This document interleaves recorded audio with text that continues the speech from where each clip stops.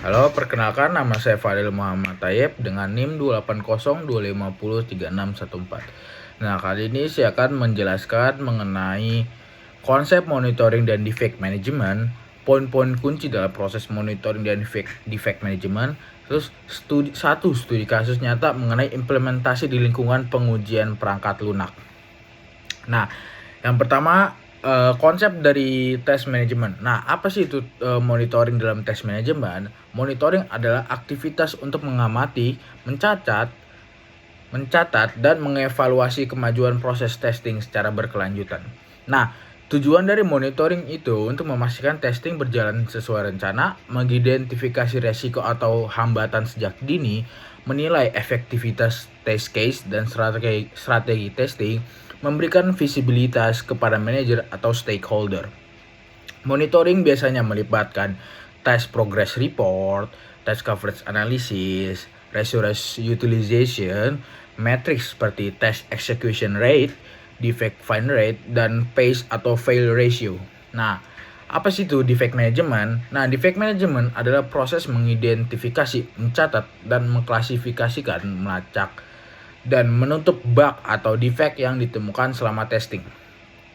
Tujuan dari defect management memastikan semua defect ditangani dengan benar, menjaga kualitas produk, menyediakan dokumentasi bug yang akurat, memastikan komunikasi antar tester dan developer berjalan lancar.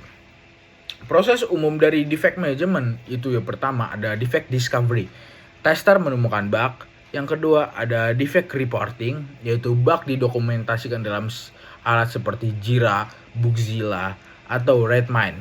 Terus ada yang ketiga ada defect triage, menentukan prioritas dan severity. Terus yang keempat ada defect assignment, itu bug diberikan kepada developer. Yang kelima fix dan testing. Yang keenam ada verification and closure. Nah, terus selanjutnya ada key point monitoring dan defect management. Nah, yang pertama key point dari monitoring dulu. Test progress tracking memantau persentase test case yang sudah dijalankan, lulus, gagal, atau diblokir. Terus yang kedua ada test coverage, memastikan setiap requirement sudah memiliki test case.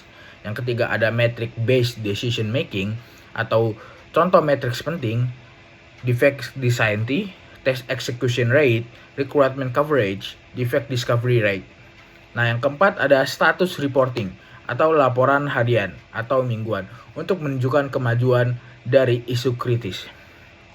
Yang kelima ada predictive analysis, membantu memprediksi resiko, keterlambatan rilis, kualitas produk rendah, banyak defect berat yang belum fix. Nah, selanjutnya saya akan menjelaskan mengenai key point dari defect management. Yang pertama ada konsistensi dalam dokumentasi defect, deskripsi bug harus jelas, langkah reproduksi, hasil aktual, hasil yang diharapkan. Yang kedua ada severity versus priority. Nah, kalau severity ini dampak teknis bug pada sistem, kalau priority urgensi bug untuk diperbaiki. Terus yang ketiga ada defect workflow yang terdefinisi. Status umum, new, ke assignment, ke in progress, ke fix, creators, terus selalu ditutup. Terus ada defect triage meeting, pertemuan rutin tester, developer, PM, QA, lead untuk memutuskan penanganan bug. Yang kelima, root cause analysis atau RCA, mencakar akar masalah untuk mencegah bug terulang. Yang keenam ada traceability, menghubungkan bug dengan test case, requirement, dan build version. Nah, kali ini saya akan memberikan satu studi kasus nyata. Nah, latar belakangnya itu dari instansi e-commerce seperti Shopee memiliki banyak fitur pembayaran, cart, chat, promo, tracking, dan lain-lain. Sistem sangat kompleks sehingga mereka membutuhkan proses test manajemen yang ketat. Saat mereka merilis update besar aplikasi mobile, memuncul banyak bug terkait crash pada fitur checkout, error pada kode voucher, delay notifikasi, masalah UI pada smartphone tertentu.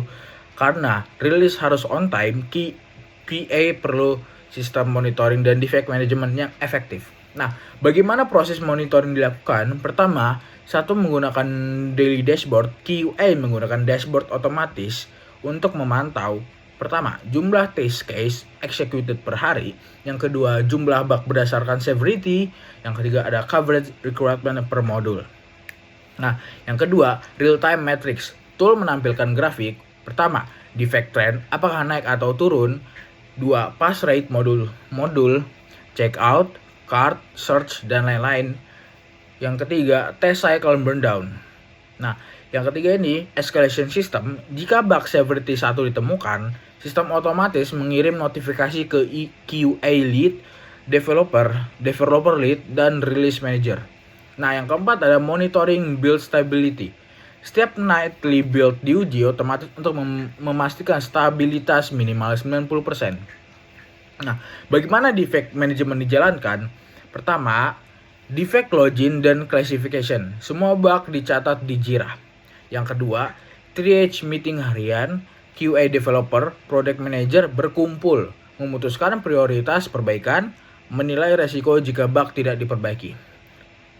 Dan ketiga ada fix and verification. Developer memperbaiki bug, QA melakukan retest. Yang keempat ada RCA atau root cause analysis. Untuk bug kritis checkout crash ditemukan akar masalah. Pertama, perubahan API tidak terupdate pada modul mobile client. Solusi, perbaiki API contract plus menambahkan automation test untuk menghindari regression. Nah, itulah penjelasan mengenai konsep test management, monitoring, dan defect management. Poin-poin pentingnya serta contoh nyata implementasi di dunia industri. Semoga video ini membantu Anda memahami bagaimana proses QA bekerja secara profesional. Sekian dari saya, terima kasih.